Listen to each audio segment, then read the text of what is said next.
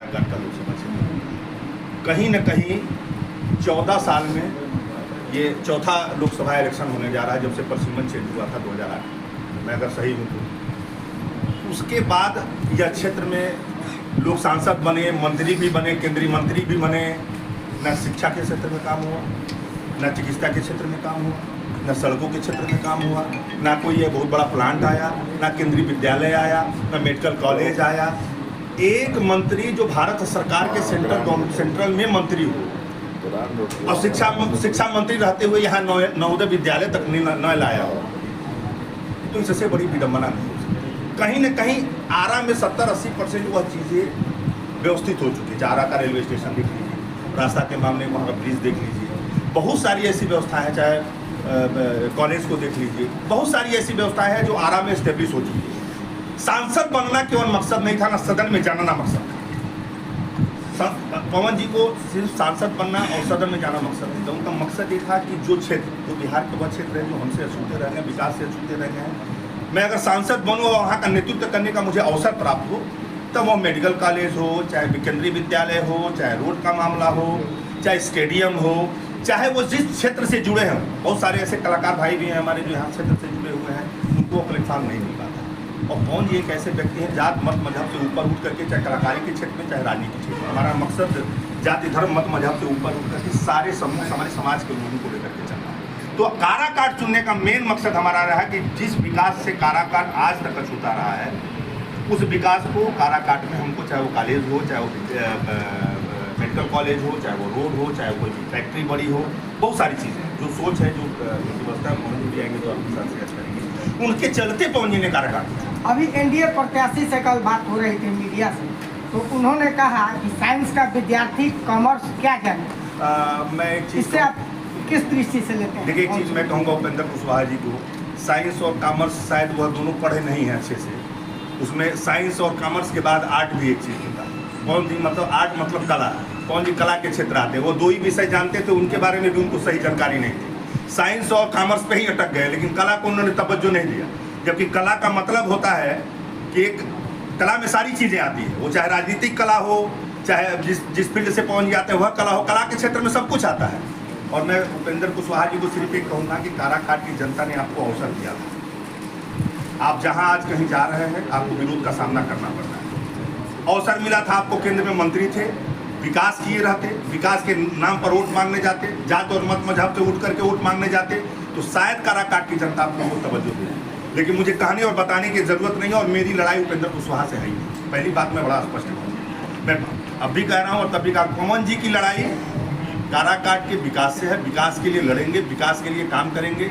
जात मत मजहब से उनका कोई दूर दूर तक कोई लेना देना नहीं है। और मुझे यह आखिरी टिप्पणी है जो उपेंद्र कुशवाहा पे मैं दे रहा हूँ। उपेंद्र कुशवाहा जी बड़े नेता होंगे, उपेंद्र कुशवाहा जी के अंदर काम करने की क्षमता रही होगी, यहाँ के लोगों ने उनको अवसर दिया है, क्या किए हैं यहाँ की जनता उनको जवाब देगी, उसमें बहुत ज़्यादा में फिक्र है। अच्छा, एक चीज़ हमको बताया जाए कि एनडीए की तरफ से उपेंद्र कुशवाहा है, इंडिया की तरफ से राजाराम जी हैं, इन दो दिग्गजों के बीच अपने आप को आप कहाँ पाते हैं? अच्छा, ये दोनों दिग्गज हैं, इसका मानक ना मैं तय करूँगा ना पवन जी तय करेंगे। उसका मानक हमारे नौजवान साथी हैं, काराकाट की जनता करेगी। दोनों दिग्गज हैं।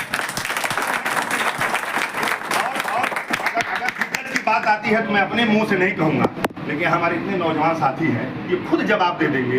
इन दोनों के बीच में जो तीसरा लड़ने आ रहा है, उसका चेहरा कितना बड़ा है, उसका नाम कितना बड़ा है, और आने वाले समय को क्या करेगा, ये किसी को बताने की जरूरत है।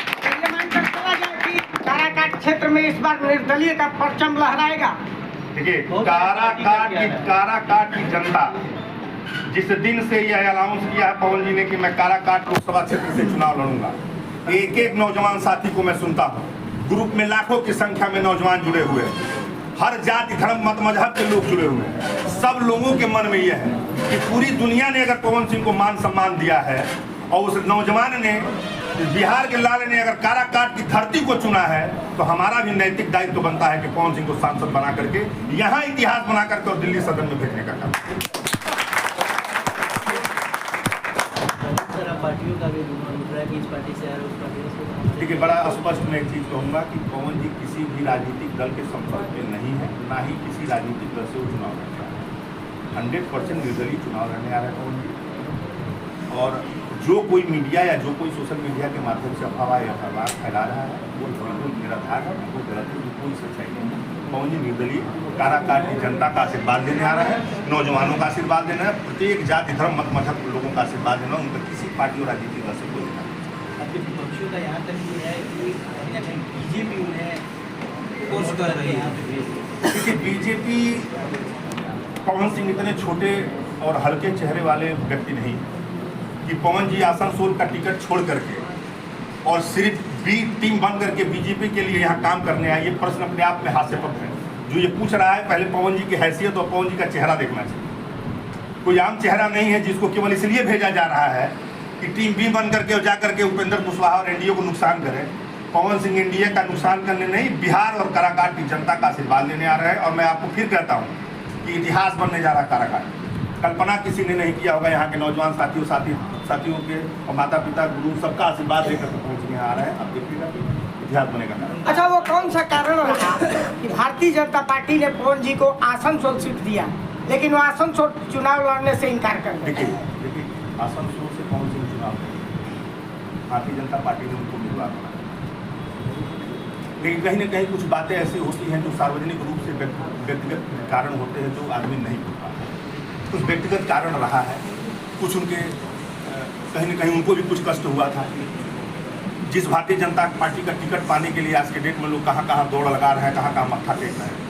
जब पार्टी ने टिकट दिया और पवन जी ने वापस किया तो कहीं ना कहीं उनके मन में कुछ दर्द होगा, कुछ सवाल होगा। इस सवालों को सार्वजनिक रूप से वो नहीं कहना चाहते थे। मैं अभी भी कह रहा हूँ उस मैं भी न छेड़ूँ तो अच्छा रहेगा। काराकाट हम आए हैं, काराकाट के लोगों आशीर्वाद लेने आए हैं। अच्छा सर, उनको निर्दलीय अगर काराकाट की जनता जिता देती तो क्या भविष्य में वो बीजेपी में जा सकते हैं? फैसला काराकाट की जनता करेगी। काराकाट की जनता जहां कहेगी पवन सिंह को चुनाव जिता करके भेजते, फैसला काराकाट की जनता कहेगी जहां पवन सिंह को बोल देंगे वहां।